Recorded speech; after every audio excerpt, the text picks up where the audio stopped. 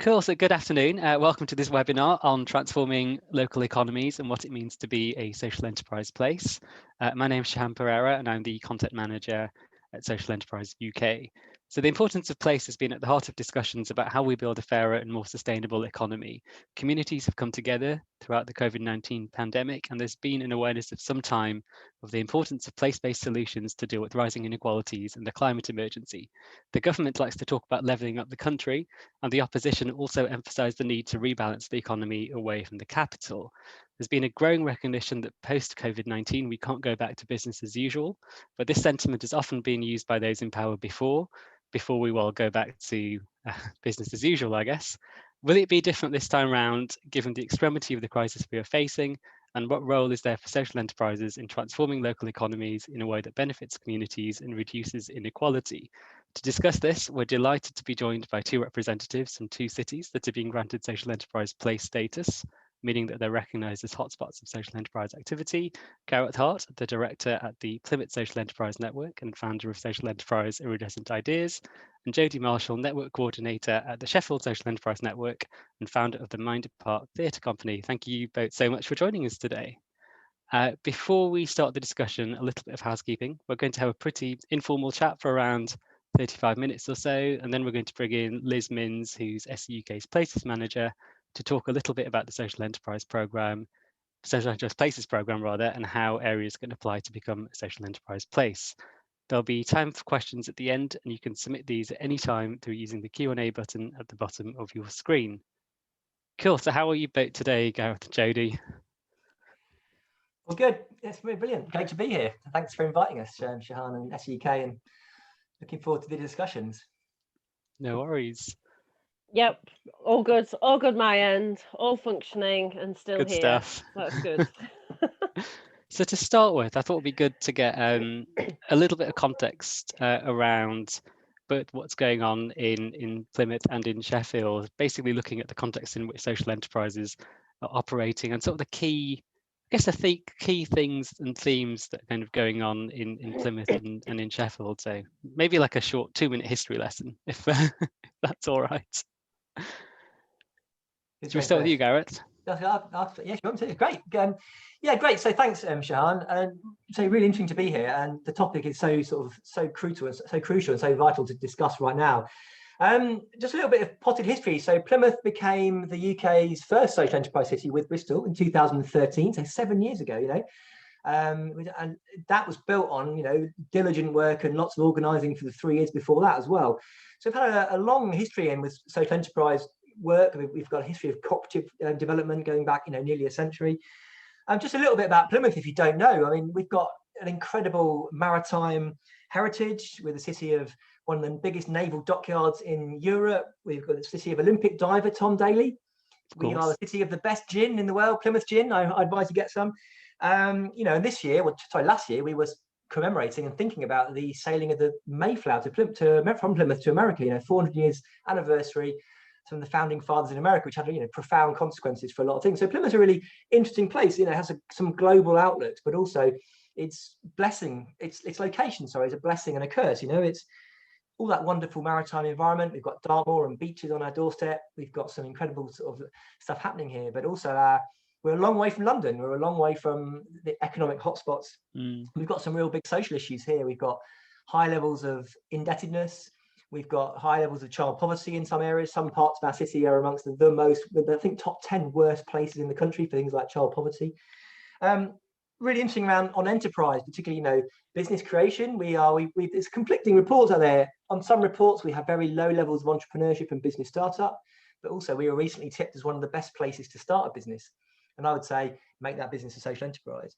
So, we're the social enterprise movement here. I mean, I'll get onto the more detailed stats later on, but we think we've got about 200 social enterprises in the city. Collectively, they employ around 9,000 people, and they bring in about £600 million a year to the economy. And that was pre-COVID. Wow. So it'd be interesting to find out what happens to those stats. And that's been really grown and boosted by us being a social enterprise place. We're really keen to build back better. We've got a lot to do and a lot to think about and talk about to how we grow that social enterprise world. Brilliant. And yeah, Jodie, what's the scene like in Sheffield? I guess what the similarities, I suppose, with the Yeah. landscape in Plymouth, and I'm sure the big differences, obviously, as well. Yeah, so historically we're a steel city, so the steel factories, etc. Also some mining areas in the area. So when you think about regionally with Sheffield, you've got Rotherham and Barnsley and Doncaster, and they were very much mining focused. So yeah, it's a very working class city, and I would say that the mindset is often very working class, which can work for us and it can work against us. We've got a new CEO in our city council at the moment, which is quite a big move for us, because we've had over the last few years we've had pretty hopeless CEOs, really, if I'm honest. So she feels really progressive. I've been lucky enough to be in some virtual rooms with her and have some discussions with her. And she's come straight from government as well. So it's Kate Josephs. She's been on the COVID working group. So actually, right now, there's a real buzz in our sector around that, because she just seems to really get the wider voluntary sector, as well as the way that kind of social enterprises and small businesses work. So we're really excited about that. In terms of social enterprises, Sheffield Social Enterprise Network has been around for about 10 years, but very much in a voluntary capacity. But we have, over the last 3 or 4 years, I think it is, there has been money coming into the city through ERDF to fund support for small social enterprises to develop, and also for startups. So actually, we've got a fairly decent amount of social enterprises. Because we are growing with SEN, we're in a position where we're just starting to collate some of this data at the moment. So I reckon we've easily got over 200 social enterprises, or what I call social entrepreneurs. So maybe people that haven't got a full board of directors, maybe they're just the only board member. And maybe they have a bit more of a business focus, but actually what they're doing is social enterprise effectively. So yeah, that's really positive, and we've got that funding in place in the region up until 2023. So it'd be interesting to see, if we can pull some more in, and hopefully that will be helpful. Within that funding, it's managed by a partnership consortium, which we are a part of.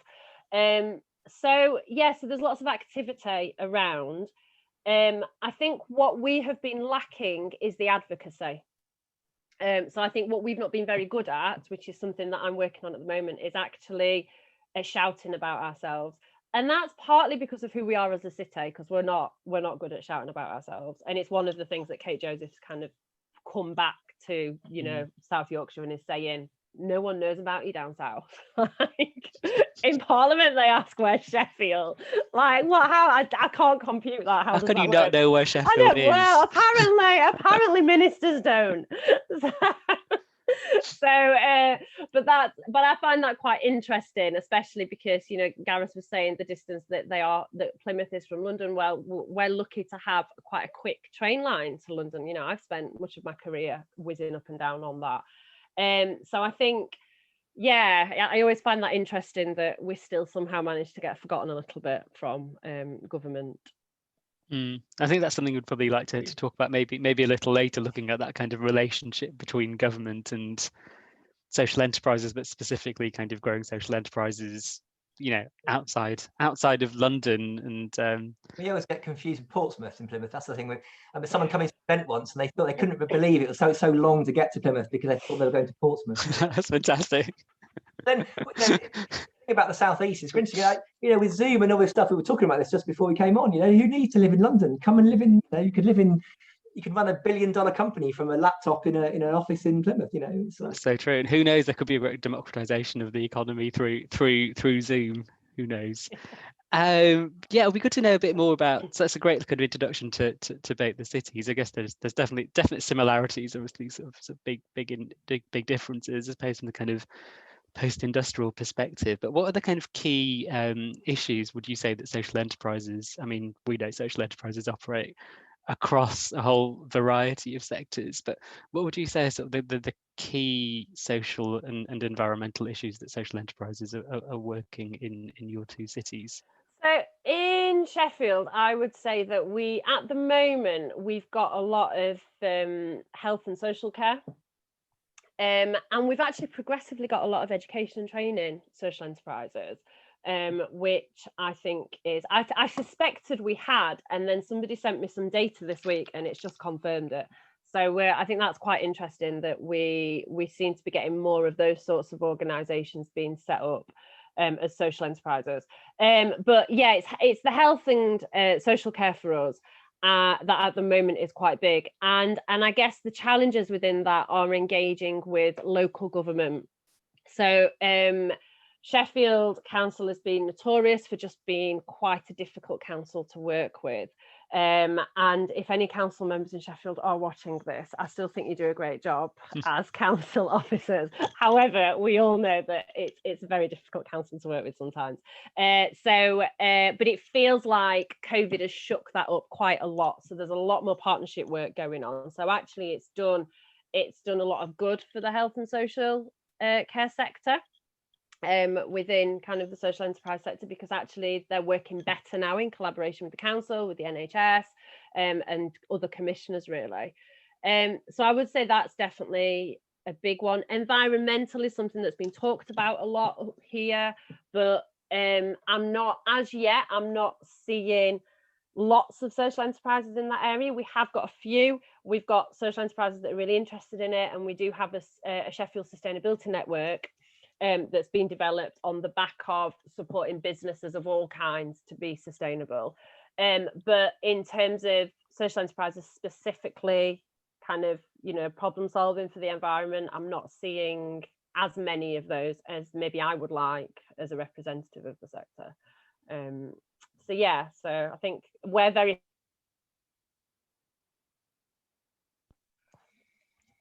So yeah, someone still there? Is someone frozen? Or yes, Jodie, still there? You are still yes, there? yes. Yes. I was listening. I'd finished. Just thinking about that diversity. So Jodie mentioned, I mean, we've got a similar, very, very diverse social enterprise scene down here. We I was looking at some of the stuff we do. We've got businesses that are in fashion, in business parks, environmentalism, food, high street, beer, bikes, banking, business advice.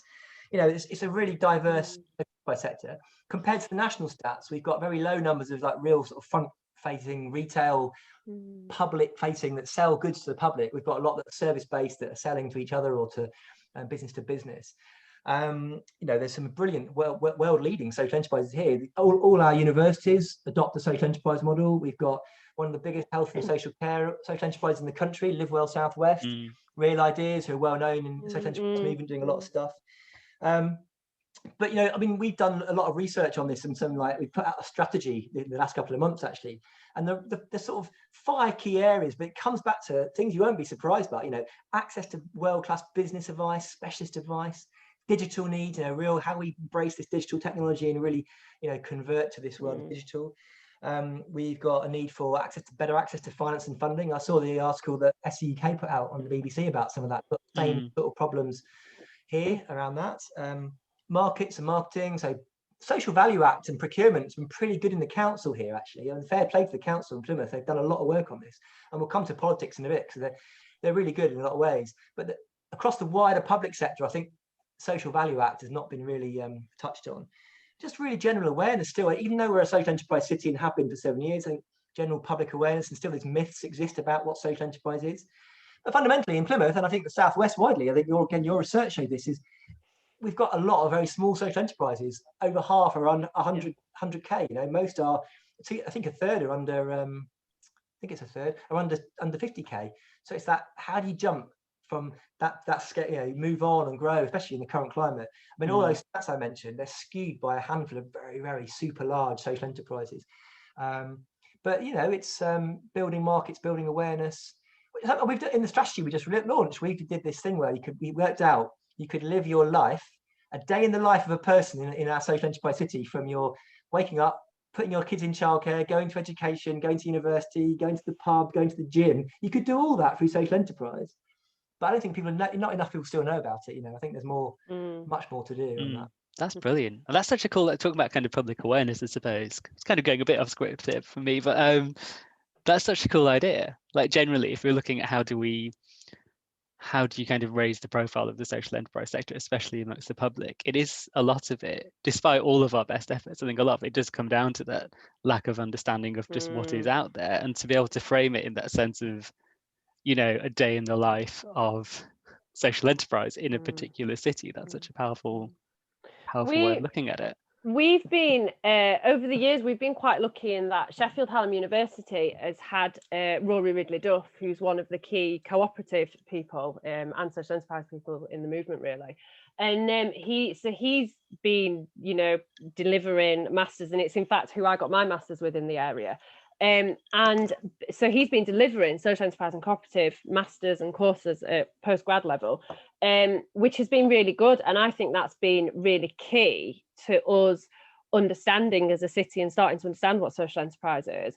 And also it's really rare. So it's really rare that you come across somebody that's got a master's in this, but we've got a few people in the city that can say, yeah, we've got a master's in this. So that's, for me, that's really positive. But then the other thing that I really, that I guess as a social entrepreneur was a bugbear for a long time. And since being in this post with Sheffield Social Enterprise Network, I feel like I can really challenge that now. But it's the political way that it's addressed. So it's social enterprise isn't used as in language, in strategy language, in when you're talking to local authorities. So we're part of a partnership, Sheffield Partnership, which involves the local authority, the local chamber, the universities, and a few other people. And we've been part of that to start getting Kickstart moving in the city, basically. But there's also going to be other stuff coming out of it. But one of the things, they put out a press release, and one of the things that I kind of put voluntary organisations on there. So I kind of pulled them up and went, that's great. And yeah, we do kind of sit in there, but actually I'd like to see voluntary organisations and social enterprises. So I've just been really challenging how everybody else is using the language around me. And by doing that, actually, what I've noticed is that we've gone from simmering, and I think we're now boiling. So now we're getting talked about. I'm getting, invited to key meetings across the region, because actually I'm using the right terminology, and I'm being very political and strategically political, which I think a lot of the people in the sector don't necessarily understand how to do. I think it takes a real certain way of thinking to think like that. Andrew O'Brien in Social Enterprise UK, he's a wizard at it, absolute wizard. Like, we can all learn something from Andrew. But I don't think he's listening in, but if he is, he is. So it's just like, I still listen to him and I'm in awe. I'm like, how do you get your brain to that level? But I just, for me, like, we have to have thinkers both locally and nationally that are thinking like that, because that's the way that we really get it talked about in the way that Gareth's talking about.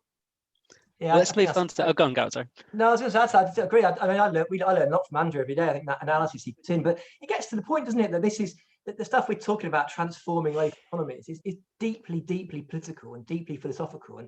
And we've had some pretty good engagement with our sort of economic policy makers. We sit in Plymouth on our Plymouth Growth Board. So the top level board of economic policy making. We've got a place at that table, which is great. I find sometimes hard about whether how much we get kind of angry and bang the table about needing better policies, but we've had a really good engagement around building inclusive economies and social enterprise. The council wants to double the size of the cooperative movement. We talk about social enterprise including along co-ops, community businesses, trading charities. We try and embrace that wide touch. Where I find it tricky though is, particularly with the local enterprise partnership, and they are the conduit, millions of pounds of government money for the economies. Yes, there's a door open there, and they get inclusive growth. They use that word, which is dramatic in some places, but it just seems like it's always got to keep on at them, because very quickly those traditional business or economic policymakers go back to business as usual. I mean, our local enterprise partnership has just put out a Build Back Better plan using inclusive and clean growth. But if you read the plan, I mean, being a bit critical here, I hope you can take it constructively if they're listening, but you could have read that plan 10 years ago. It's the same kind of things. Where's the real kind of drivers? Where's health? Health policy is not linked to economic policy anywhere in the Southwest really very well. if we're going to, surely COVID has shown us Yeah. that without health, there's no economy. Structural injustice, racism, poverty, it's just, we've got to address that in those economic strategies. And I think that's deeply, deeply political. It comes from a national level. That's why we need SEUK really shouting from that top level. And these are the conversations that we're starting to have locally with the local authority. So, I mean, I think I've been in 3 meetings in the last 3 weeks where all of the, health inequalities, poverty, racism, it's all come up. And we're talking about, okay, what does that look like?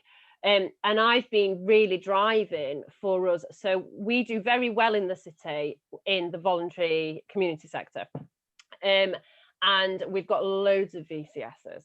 And I think for me, social enterprises never sat in there well enough. So we are on a fence, and we do need to acknowledge that some are more business focused, and we need to be able to deal with that. But at the same time, we need to be able to deal with the voluntary side of it, because certainly up here, we've got a high proportion of our social enterprises that either were charities and have been converting into a social enterprise, or they've got a social enterprise arm, or they are heavily not-for-profit. I call it not-for-profit, but we all know it really is for profit. But they've got a heavily what happens to that profit focus, I guess. So for me, we have to play both sides of the game, and that to me is what makes it harder than a business or a standard charity, because we need to understand both sides of the coin. And so I guess like that is, we need to be in all those conversations, which makes it really hard on our capacity as a sector, but we do. So I've been really driving that in Sheffield, and these conversations now, Gareth, that you're talking about, they're starting to happen. And I guess my hope is that they're not just conversations, that we really push them for action. So I am a bit of an activist, so I am really kind of pushing that, so yeah, let's not write another strategy, let's just do the action. And I think that's one of the benefits of this. One of the real benefits of the social enterprise places scheme, isn't it? That there's 30 places across the country, some amazing ones in like Durham, Oxford, Salford, and loads more. And the fact we can get together, enabled by Zoom, even more frequently, to learn these lessons and share information, it's an amazing movement. And I went to the social enterprise world forum as well. On a global level, this is happening. We've got to, if we work together, this is what I think the power in social enterprise network is. Like Joe talked about in Plymouth, we've got a strong network. We're stronger together, and it sounds really obvious, doesn't it? But actually, sometimes you've got to talk to each other and be in sort of work in solidarity more. It's a bit kind of a bit sort of soft idea, but actually, I think it's really powerful. My new mantra at the moment, which it's always been there, but I'm coining it now, and also it's more relevant than ever. My new mantra is collaboration, not competition. I'm taking that everywhere with me. Everywhere I go, every meeting I'm in, collaboration, guys, not competition. We use collaboration. Garrett's merged it both. It's such a social entrepreneur thing to do, Garrett. Just merge it all together. No, that's really interesting, and it's very true. It's something I've been thinking about a lot as well. This idea of social enterprises, not as a global movement of doing things differently. I think it'll be interesting just to expand on that point on that separation of kind of health and the economy, and kind of seeing social enterprise, because we know that the majority of social enterprises, I'd probably say all social enterprises to some degree, are set up to reduce inequalities, either through what they're trying to address, if it's kind of unemployment or stuff like that, or trying to get people into the economy who may have been alienated from the economy. But there's also sorry, I'm waffling now. I've totally lost where I was going with that. But it's kind of the idea that the social enterprise model is good for the economy, and it's good for society, and it's good for the environment. And how do we position social enterprises as kind of key to the future economy, rather than something that's, and I get this feeling sometimes it's just seen as something that's kind of on the side, it's kind of nice and a bit fluffy. I think we have to demonstrate, and it goes back to the politics side of it, doesn't it? I think we have to demonstrate its financial benefit to the local government, and then the national government, and kind of the country as a whole. And I think this is something that for me, and in the places where we're doing in Sheffield, it's something that I'm really keen to push and develop more and support social enterprises with, because I think we're not very good with our data. and we're not very good at collecting our data. And SE UK are great at it, but the rest of us are just like, it feels sometimes like as a sector we're just slightly behind, even more so than the charity sector. So I think for me it's about training and supporting our social entrepreneurs and our social enterprise leaders on really understanding how to bring together data, how to bring in together social impact, which again, you know, we talk about social impact, but how many social enterprises actually demonstrate that social impact? I know I'm rubbish at it as a social entrepreneur. Like, I'm not good enough at doing it. It's the time, like, right, isn't it? It's like, how much time do you have, even though it's so important. Exactly, like... absolutely. So I just think, like, for me, I really feel like a key part of our place's work has to be supporting these already set up social enterprises, these smaller ones that Gareth's talking about, to support them to get this stuff together so that actually they can make that jump to the next level and move from a small business to a medium business, or a medium to a larger business. And I think, like, that's the thing that is always missing in the support for me as well. We're really good at startup, but we're not so good at supporting those that are already doing stuff and have been around for a while. And that's the frustration. And I think of it from both angles, as a consultant and a social entrepreneur. Like, that's the really frustrating thing as a social entrepreneur for me, that I'm always like, how do I do that? Yeah, I agree, Jodie. I think the other thing I'd add to that is, you think if we say social enterprises are better for people and planet, and we I'm sure everyone in this, we think they are, don't we? We want to prove that.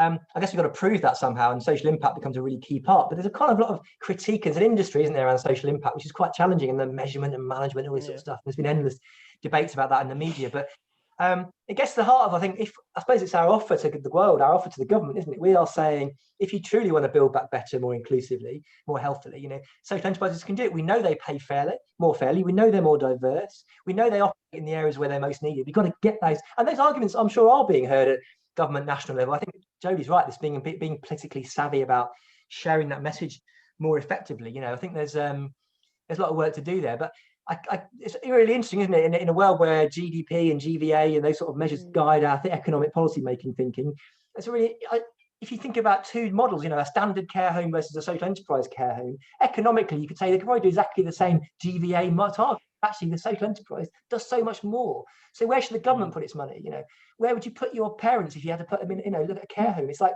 that's the model we need. And it's hard work though. I just think we just got to, you know, we're fighting against, you know, lots of mainstream sort of standard industry. When you talk about these things, it's, you know, I go to the meetings with the LEP, and there's advanced manufacturing and nuclear industries and aerospace groups. They're all lobbying the same, you know, their arguments. So we've got to come together. But in the Southwest, we're trying to work really hard across the kind of wider patch to bring all the social enterprise networks, not together in a controlling way, but share this message, you know, more effectively across the. It's getting your voices heard, isn't it?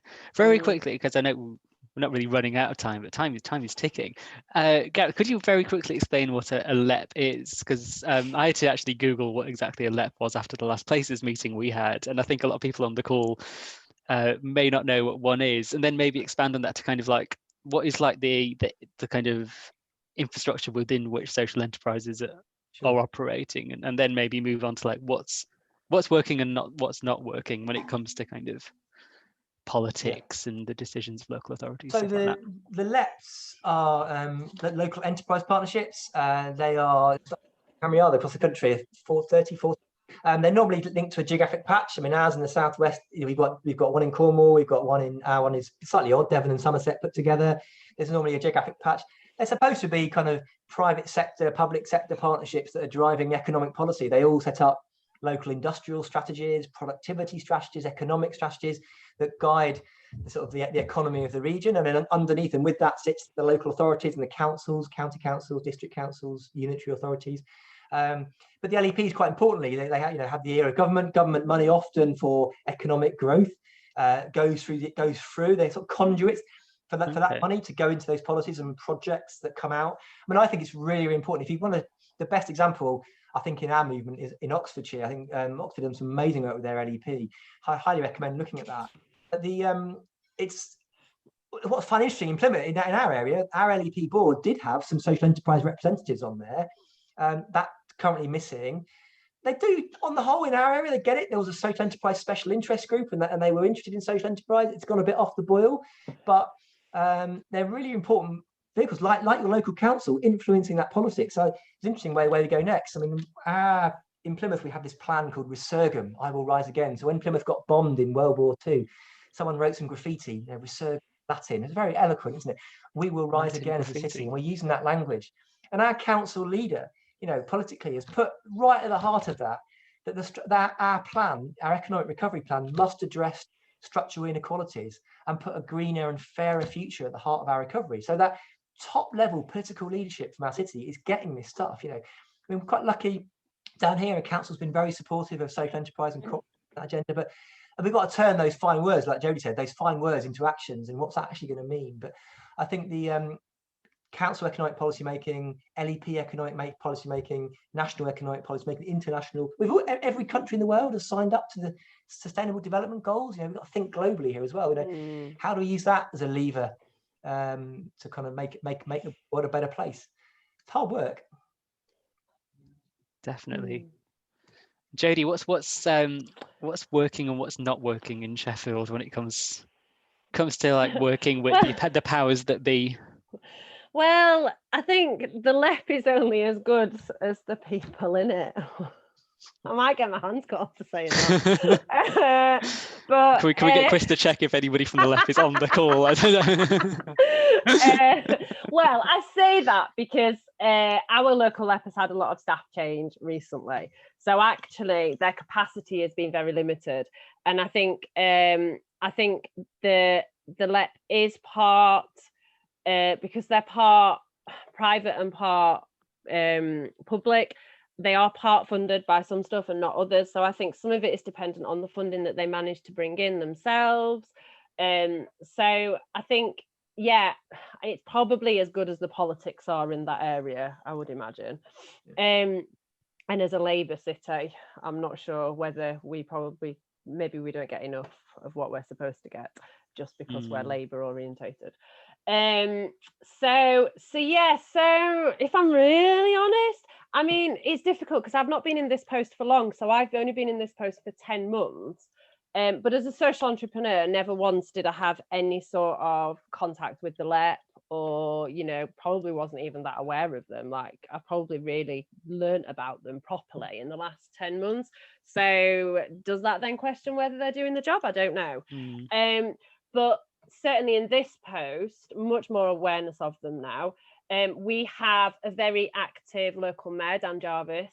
So Dan Jarvis has put out this great strategy for South Yorkshire. Brilliant. Not sure that, I mean, he says he's really up for social enterprise. He says he's really keen. He's saying all the right things, but I'd like to have seen more of it in his strategy, if I'm honest.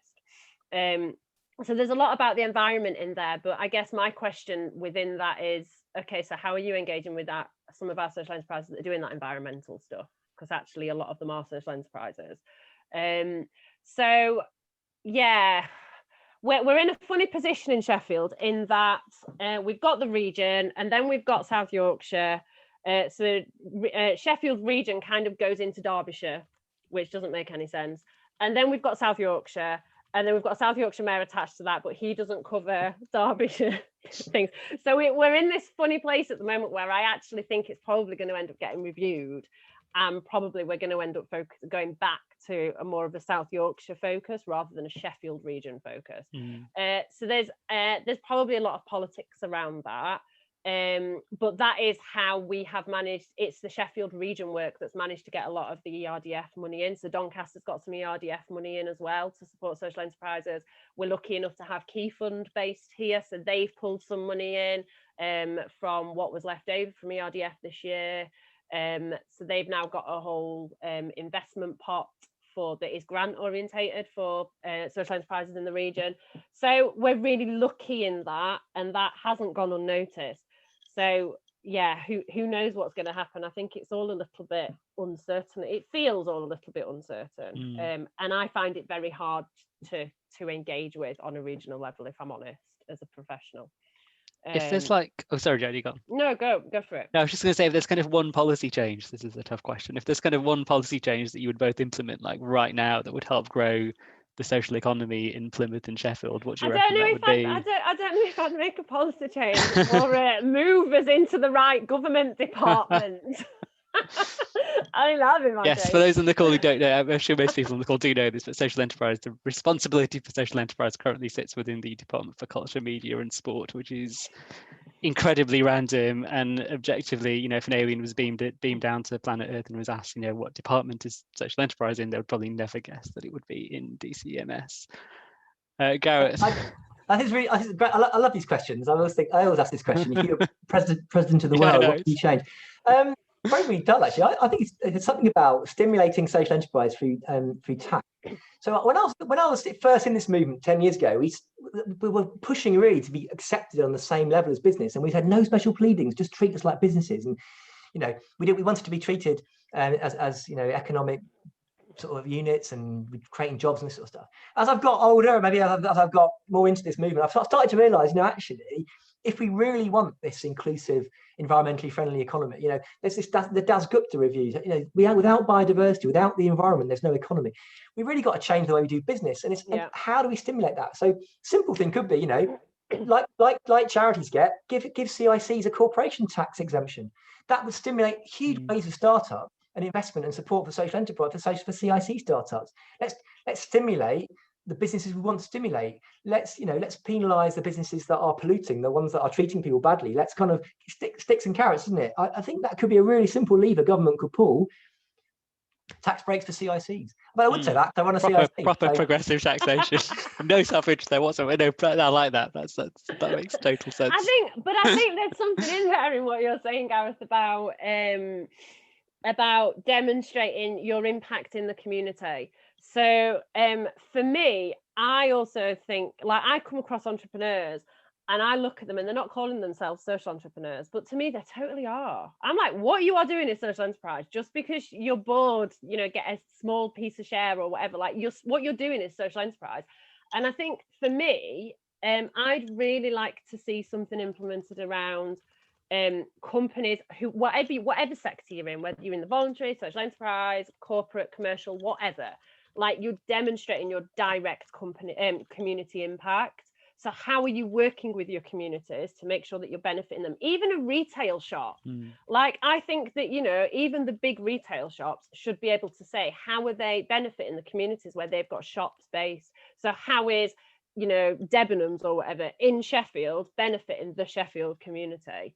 And I just think that should be blanket across all business, and especially after what we have just gone through. Like, surely it's a no-brainer.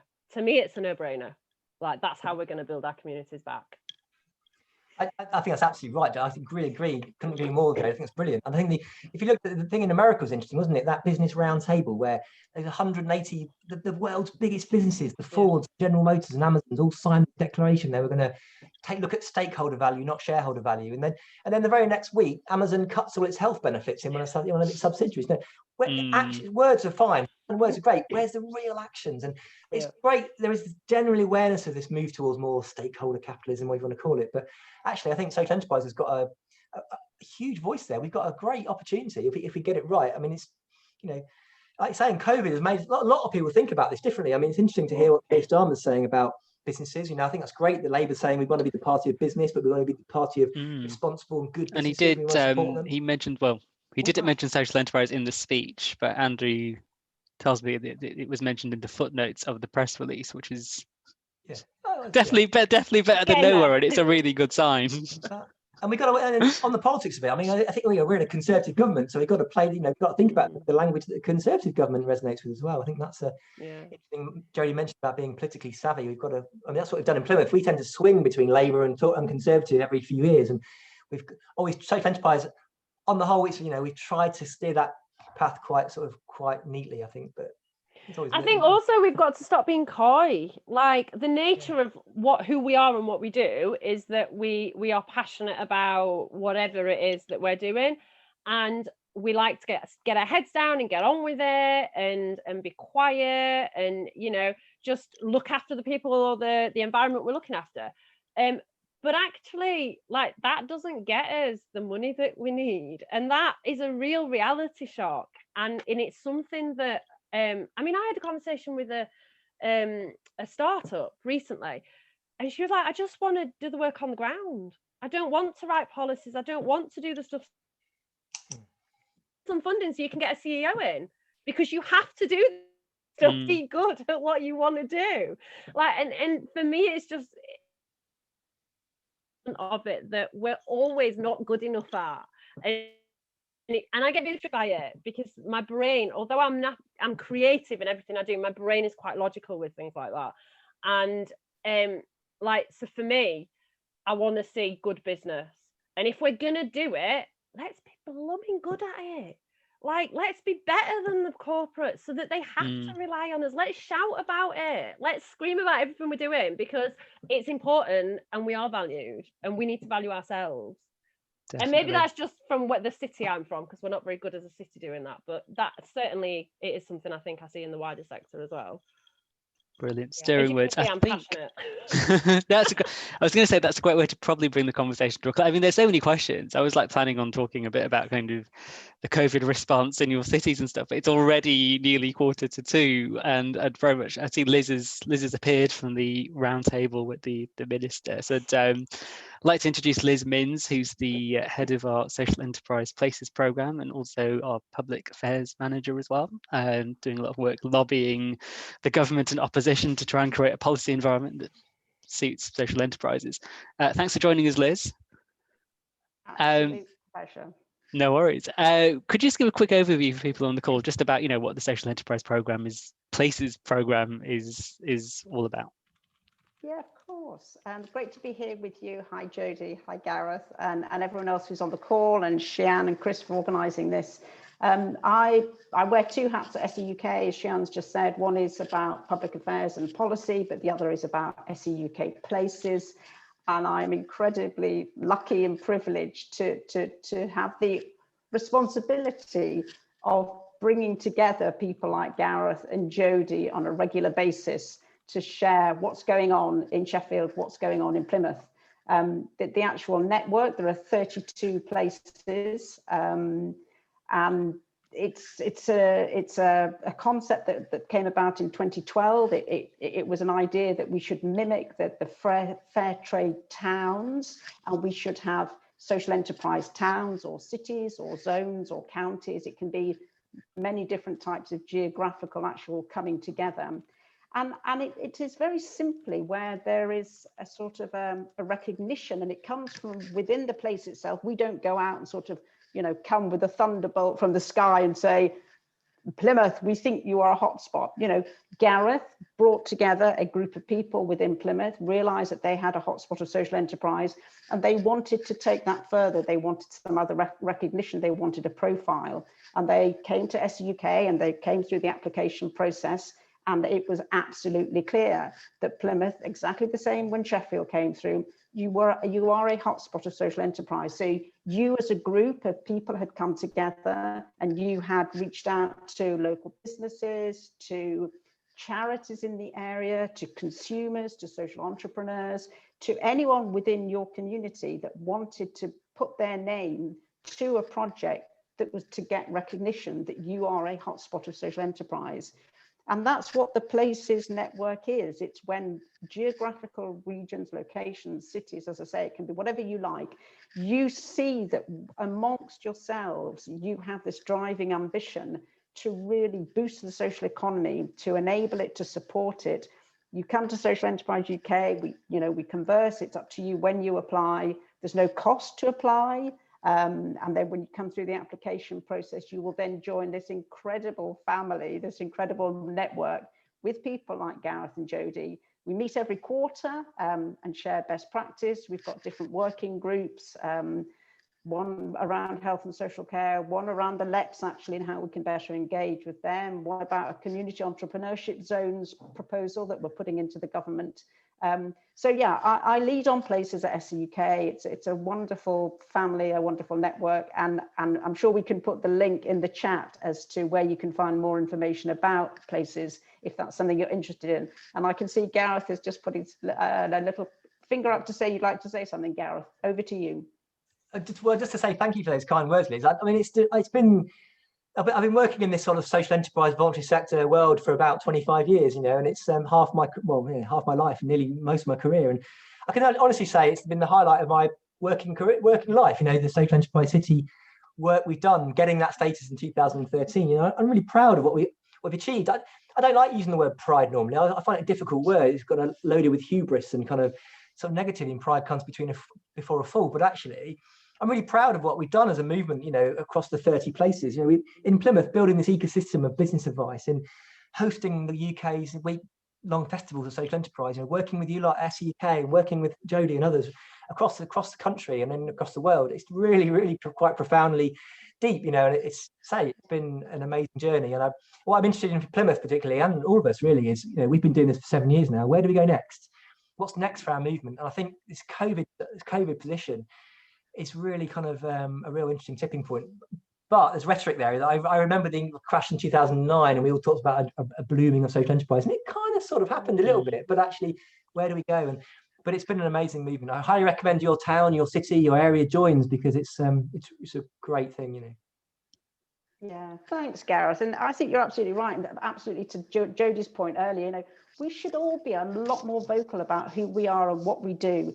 Because, what we do, we really should be shouting about, we really should be banging on as many doors as we can and basically spreading the word, if you like, because the model that is social enterprise, and we're not expecting every business to become a social enterprise, that's not realistic. But what we can be doing is say, look at what businesses that are social enterprises do. All business should be looking to mimic, definitely, the best practices around carbon net zero real targets, around paying the living wage, around the right sort of environment in the workplace for the workers. And we have a pivotal role at the moment coming out of COVID. And you're right, Gareth, harking back to 2008, 2009, we thought then was the moment. But I just feel, and I know you both feel this, and Shian and Chris, that there's a worldwide recognition that businesses and the economies have got to be around society and the environmental challenges. Otherwise, we're not going to manage to succeed as a planet, and inequalities will grow, and the geographical, the damage that's being done to our planet is just going to continue. So sorry, Shian. There's so many. That's so true. There's so many crises that we've gone through, and not much has changed. There's only so many of those I think the planet and society can take, and I think this is very much the time for social enterprises and for social enterprise places. A few questions, because there's still a little bit of time for questions. A question from Rebecca in Norwich. We're working on making Norwich a social enterprise place. It's fantastic. I've just lost the question because another question showed up. Oh, that was my fault, and I think I answered it. I typed in. You typed it, and now the question's disappeared. But I think it was quite. I can't remember exactly what it said, but it could be quite useful just for everybody on the call. I think it was kind of like, were you pitching what's the one thing to say if you're pitching kind of social enterprises in the city to decision makers? What's the one thing? Something like that. Have I totally got that question wrong? Yeah, no, it was kind of what's her ask if you're going to create a social enterprise city place. So my answer was it's a bit like, there's a similar question from Keith Jeffrey actually about sort of what's our strategic arguments, and it's that stuff that Jodie's been talking about blending that mixture of really high level policy and politics alongside great local on the ground advice and business advice and good investment, good leadership, institutional policies, working with your councils and that sort of stuff. But very happy to share in Plymouth, we created a social enterprise city strategy for 5 years, looking at how we grow our movement, co-ops, community businesses and all that. And there's loads of ideas in there. I mean, that's what's working in Plymouth. So everywhere's different, take that. But if you want some ideas, very happy to share that. But there's 5 priorities, really. It's about stimulating social enterprise. How do you get every school child in Britain to have an experience of social enterprise? Wouldn't that be great? Universities as well. Jodie's mentioned great work in Sheffield. How do we so stimulating it full stop, getting people to understand it, start it up, access to advice, access to finance, markets, social value, but also corporate stuff. What you're doing at SEUK I think is great on that. And then the final bit is that policy advocacy and movement building, the solidarity, the networks, the cooperative movement, the community business movement, the social enterprise movement coming together with a shared vision. something really powerful in that, I think. So they're my kind of answers. Brilliant. We've got a question from Neil McKinnon. Data capture and impact measurement are important to tell the story, just like what Jodie was saying, but it's really hard to do. How can we make it easier and better? So kind of going back to that question on impact. I've recently come across the strategy model called the business canvas model. So there's a massive book and they've got a website, the new business strategy generation, I think it's called. And I reckon the book's amazing. I'm just in the process of reading it at the moment. But I'm just going to convert every strategy I ever do into this model because it's amazing. It's like a sheet of paper. It's brilliant. And then a couple of other sheets. And if you're creative, it's really creative. Like, and you can use post-it notes and stuff. I think you could do your social impact in a similar way. I think there would be a way of demonstrating your social impact in a really simple kind of, one sheet way that is really clear to see. And I think, like, as a social entrepreneur, I kind of go, that's doable. I can do that. I've got time for that. And then as somebody who supports social enterprises, I kind of go, yeah, I can teach that. That's doable for them. So I think that's the way forward. Keep it simple. Don't overcomplicate it. Like, it just needs to be simple. And also get a good system that gives you some good data. Like, don't just use Google spreadsheets are great when you're starting out, but if you've got people in your systems, get a CRM system. Like, so many organizations don't have one, and I'm just baffled. So please invest in a CRM system. They can be your friends. Like, you don't need. So yeah, start there. That's what I would say. What was the name of the book again, Jodie? It's not in my office. It's around. It is called I think it's called the Generation Strategy, or something like that. I'll see if I can find it whilst you're talking online. It's a great question from Annette. She hadn't seen that one.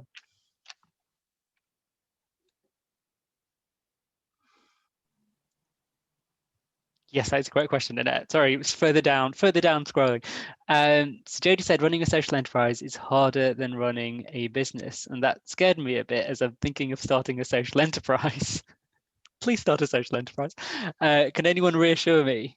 Some words of reassurance as to why it's so much better to set up a social enterprise rather than setting up a standard business. To set up a charity, a social enterprise, or a business, it's hard. It's hard work. But I think the difference for me with a social enterprise is you set up a social enterprise usually because you've got the passion about something. Most people set up a business because they want to make profit and they want to make money. Whereas a social enterprise, your starting point, usually you need the profit, but it's not usually your starting point. So that's the thing that's going to drive you. Like, if you've got passion, I was up at 6 o'clock this morning working on my social enterprise because I've got the passion for it and I need to see it survive. Like, I wouldn't do that for anybody else. I don't get up that early for no one apart from myself and my social enterprise. So, I think like that sort of passion is what you need. And I think if you've got that, it becomes a lot easier. Hopefully that's reassured a little bit. Yeah, my words of reassurance. Just do it. It's an amazing adventure. I mean, entrepreneurship generally is an amazing adventure, and social entrepreneurship is even better. And what you can achieve, earn it. You can earn a good living and make the world a better place through business. I think that's a really important point. It is hard, but it's just wonderful as well. It's what and the people you meet, the friends you make, the impact you can create. If you don't look back on it and think, what impact could I have created? Think about the stuff you can do. I think it's just do it. I'm big fan of just do it entrepreneurship, actually. It's so true though, and there is a really sort of supportive community around social enterprise. Like the Places network. There's so many different organisations with social enterprise. UK as a membership body for social enterprises are here to support the sector. But I think you just meet so many people, don't you? Who it's like what Jade was talking about, collaboration over competition. I can't remember if we're talking about during this or before when we had like the pre-webinar chat, but this idea that we're a quite collaborative sector, which I don't think you get so much in the purely for private profit business world with pure capitalism and all that. Question about charities converting to social enterprises. Like, what sort of the main reasons do people think behind why more and more charities are seeing social enterprises as kind of? I have quite a clear view on this, but I'll let Gareth go first. Yeah, no, I think I've got a similarly clear view. So let's get a bust a myth first. Charities can be social enterprises. So you think about all the charity shops on the high street, you know, trading charities are social enterprises by definition. They have social value. They are locked in with their profits and assets. So charities can be social enterprises. Not all charities are. Some charities are reliant on grants and donations, and that's not business that we would sort of see in social enterprises.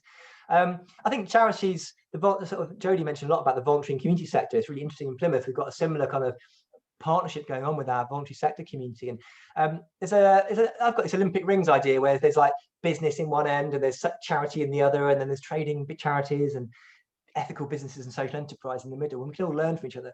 I suspect a lot of charities that are reliant on traditional grant fundraising may be finding it difficult. I mean, and therefore they look at earned income, and I'd always say use a grant as an investment. If you can use that grant as an investment, so in 3 years' time you're more sustainable, you can earn your own living, then that's great.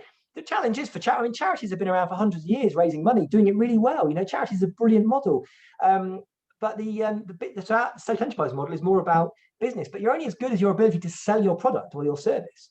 So that's the risk with running a social enterprise. It's not a cure-all for the charity world, but together it's a really powerful concept, I think. I think there are some sectors where the charity model just isn't working anymore.